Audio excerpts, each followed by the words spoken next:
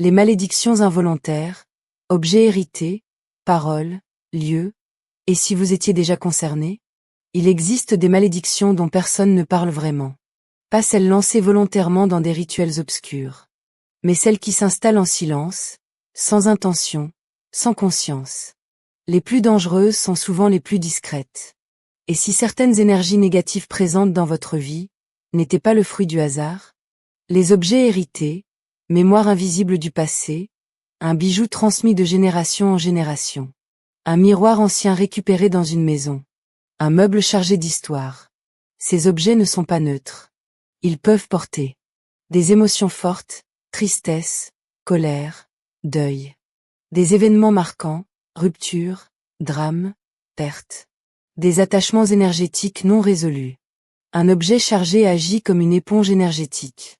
Sans le vouloir, vous pouvez accueillir chez vous une fatigue inexpliquée, des tensions récurrentes, une sensation d'oppression dans certaines pièces. Ce n'est pas l'objet en lui-même qui est maléfique. C'est ce qu'il transporte encore.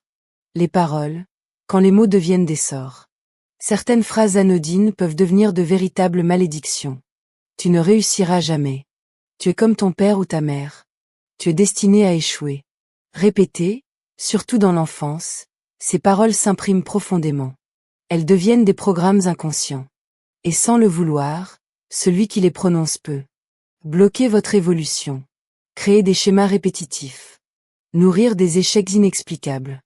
Le plus troublant, ces malédictions sont souvent transmises par des proches, parfois avec amour, mais maladroits. Les lieux, empreintes invisibles. Certains endroits semblent lourds, sans raison apparente.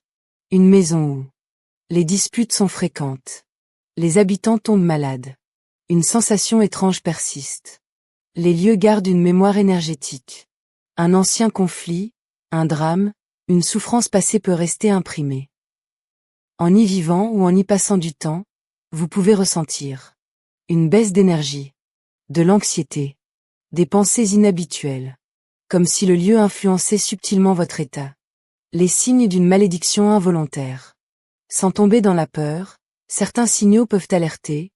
Répétition de situations négatives. Blocage persistant malgré vos efforts. Malaise dans un lieu précis. Attachement étrange à un objet. Fatigue soudaine sans cause physique. Ce sont souvent des déséquilibres énergétiques, pas une fatalité. Peut-on s'en libérer? Oui. Et c'est plus simple qu'on ne le pense. Quelques gestes puissants. Purifier les objets. Encens, sel, intention claire. Nettoyer les lieux. Favoriser l'aération, la lumière, les sons, la fumigation. Couper les liens des paroles pour remplacer consciemment les croyances négatives. Poser une intention forte pour reprendre le contrôle énergétique. Ce qu'il faut retenir. Les malédictions involontaires ne sont pas là pour vous nuire. Elles sont souvent le résultat d'énergies non résolues. Vous n'êtes pas victime. Vous êtes capable de transformer ce que vous portez. Prendre conscience, c'est déjà commencer à s'en libérer.